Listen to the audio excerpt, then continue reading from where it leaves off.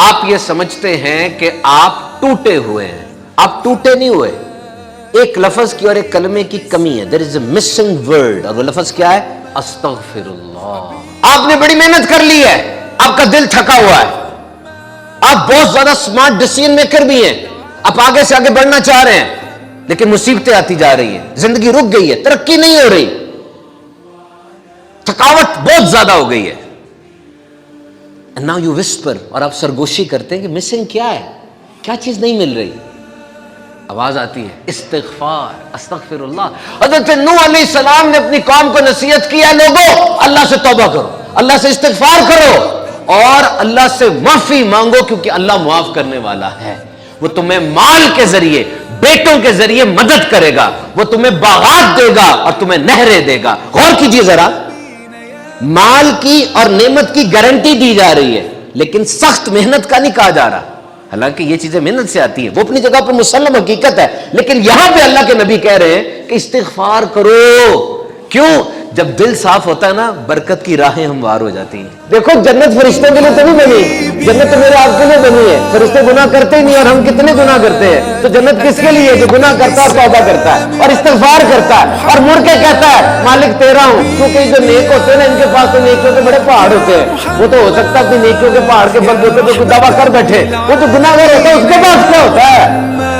اس کو تو جب چوٹ لگتی ہے مڑ کے تو نہیں دیکھتا، مالک تیرے علاوہ تو ہے ہی کچھ نہیں، امال کا تو مجھے بھی پتا، تجھے بھی پتا ہے۔ تب رب کی رحمت آتی ہے کہ بندے تو رجوع رکھنا میرے ساتھ، توکل اور قناعت کی دولت حاصل کرو، اللہ سے رشتہ مضبوط کرو۔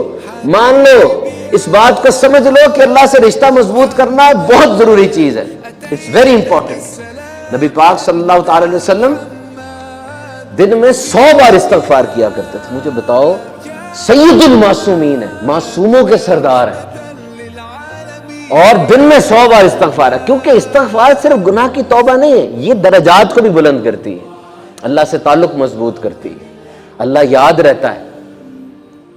آج لے جاؤ مجھ سے یہ بات، نیت کر لو، کم از کم دن میں 100 بار استغفار کرو، اللہ سے تعلق مضبوط کرو۔ جب استغفار کرو گے دل صاف ہوگا، بلوکیج ہٹ جائے گی، چینل تھرو ہو جائیں گے۔ اور استغفار صرف یہ معافی کے لیے نہیں ہوتی، بلکہ اس سے دروازے بھی کھلتے ہیں۔ You think that you have been forgotten، آپ سمجھتے ہیں میں بلا دیا گیا ہوں، بلا نہیں دیے گئے، ہاتھ میں دینے سے پہلے دیکھا جا رہا ہے کہ دل صاف ہے کہ نہیں۔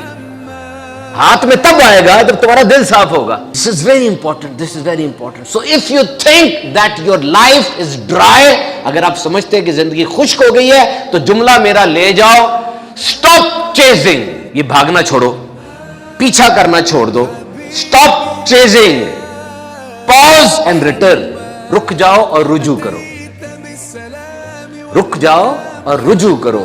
مل کے سارے 3 دفعہ استغفار پڑھیں، استغفر اللہ، استغفر اللہ، استغفر